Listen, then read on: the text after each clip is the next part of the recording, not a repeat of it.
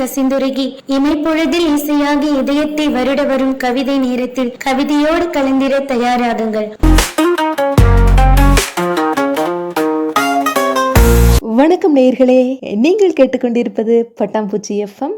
இது வனம் பூத்த கவிதைகள். கவிதைகள் அப்படின்னா அது கதைகள் சொல்லும். கவிதைகள் அப்படின்னா அதுக்குள்ள விதைகள் இருக்கும். அது செடியாய் துளிர்க்கும், மரமாய் வளரும், கிளைகள் பரப்பும், தென்றலாய் நம்மை வருடும். இப்படியான வருடலை செவி வழி சேர்க்கத்தான் நம்ம பட்டாம்பூச்சி எஃப்எம்மில் பூக்கிறது வனம் பூத்த கவிதைகள். ஆமாங்க, வனம் பூத்த கவிதைகள் பகுதியில நம்ம மனம் ஈர்த்த கவிதைகளை தான் கேட்க போறோம். இது நம் மனம் ஈர்த்த கவிதைகளுக்கான ஒரு களம். அந்த வகையில இந்த வாரம் தான் ரசித்த கவிதையை நாமும் ரசிக்க சேலத்திலிருந்து நம்முடைய நேராங்க கல்வி அச்சாணி விருது, சிறந்த ஆசிரியருக்கான விருது, சிங்கப்பன் விருது உள்ளிட்ட பல்வேறு விருதுகளுக்கு சொந்தக்காரர், இசையின் நேசகர், ஆகச் சிறந்த வாசிப்பாளர், பொறியியல் கல்லூரி பேராசிரியர், கவிஞர் மங்கை அவர்கள். எந்த கவிஞரின் எந்த கவிதையோட இணையறாங்க அப்படின்னு உங்களை மாதிரியே நானும் ரொம்ப ஆர்வத்தோட காத்துட்டு இருக்கேன். வாங்க நேயர்களே, நிகழ்ச்சிக்குள்ள போகலாம்.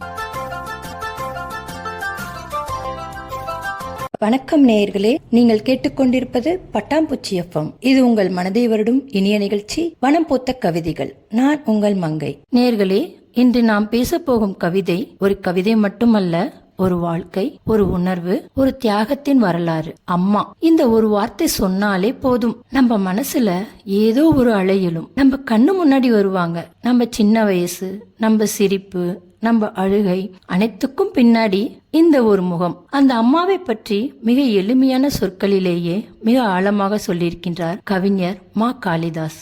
இன்று நாம் பார்க்க போகும் கவிஞர் மா. காளிதாஸ் எளிமையான சொற்களில் மிக ஆழமான உணர்வுகளை சொல்லக்கூடிய கவிஞர். இன்று அவர் எழுதிய ஒரு மனதை உருக்கும் கவிதை அம்மா பற்றிய கவிதை. எனக்கும் பிடித்தது, உங்களுக்கும் பிடிக்கும் என்று நினைக்கின்றேன். இந்த கவிதை: பூ போட்ட சேலைக்குள் அம்மாவும் ஒரு மலர்ந்த பூ, பட்டுப்புடவைக்குள் அம்மாவும் ஒரு பட்டுப்புழு. அப்பா பறித்து கொண்ட பின் பூவின் காம்பு கூட தென்பட்டதில்லை அம்மாவின் சேலையில். கோப்டெக்ஸ் தேடி கண்டடைவாள். செட்டி நாட்டு ஆட்சிகள் கட்டும் ஓரத்தில் கூட சரிகை இல்லாத கட்டம் போட்ட நூல் சேலைகளை. நெற்றி நிறைய திருநீரு, கழுத்தில் வெள்ளி ருத்ராட்ச மாலை, காதில் பேருக்கு ஒரு கம்மலுடன் காவி நிற சேலை கட்டி ஒவ்வொரு ஆண்டும் கிளம்பி விடுவாள் பழனிக்கு பாத யாத்திரை தன் வயதொத்த தோழிகளுடன்.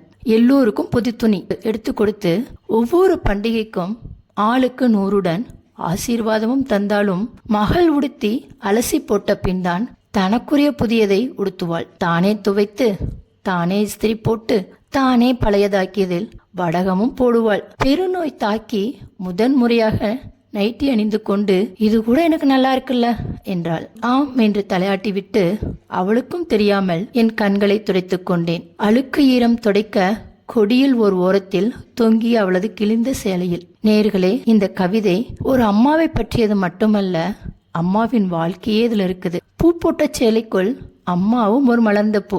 அம்மா அழகா இருந்தாங்க, ஆனா அந்த அழகு அவருக்காக இல்ல, குடும்பத்துக்காக. பட்டுப்புடவைக்குள் அம்மாவும் ஒரு பட்டுப்புழு. பட்டுப்புழு எப்படி பட்டு கொடுக்க தன் வாழ்க்கையே தியாகம் செய்கிறது, அப்படித்தான் அம்மாவும். அப்பா பறித்து கொண்ட பின் திருமணத்திற்கு பிறகு அம்மாவின் சொந்த ஆசைகள் எல்லாம் மெல்ல மறந்து போயிடுது. கோப்டெக் சேலை, அதாவது அம்மா எப்போதும் சாதாரண வாழ்க்கையை தான் தேர்வு பண்ணுவாங்க. அவளுக்கு ஆடம்பரம் தேவையில்லை. பழனி பாத யாத்திரை, அம்மாவின் பக்தி, அவர்களின் நம்பிக்கை, அவர்களுடைய மனபலம். எல்லோருக்கும் புது துணி, ஆனா தனக்கு கடைசியில்தான். மகள் உடுத்தி அலசி போட்ட பின் தான் இதுதான் அம்மா. தன்னுடையதை கூட பிறருக்கு கொடுத்து விட்டு மீதம் உள்ளதைத்தான் எடுத்துக்கொள்ளுவாங்க. நைட்டி அணிந்து கொண்டு வாழ்க்கையில் முதல் முறையாக தனக்காக ஏதாவது பண்ணும் நேரம், அதுவும் நோய்க்கு பிறகுதான். இது நல்லா இருக்குல்ல?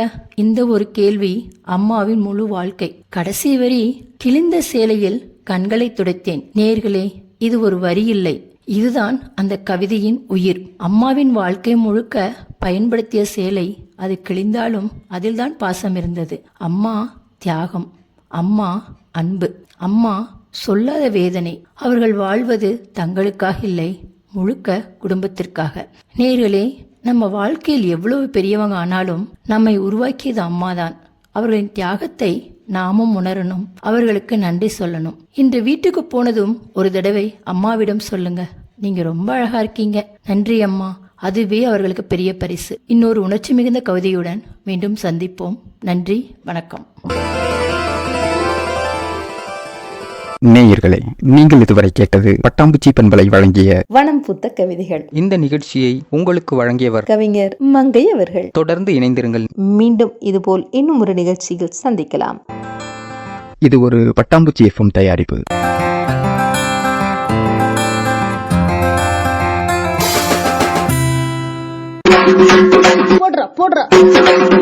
வணக்கம் மக்களே, இன்னைக்கு நம்ம பட்டாம்பூச்சி எஃப்எம்ல கலக்கலா ஒரு புத்தக அறிமுகம். வாங்க வாங்க, வந்துட்டே இருங்க.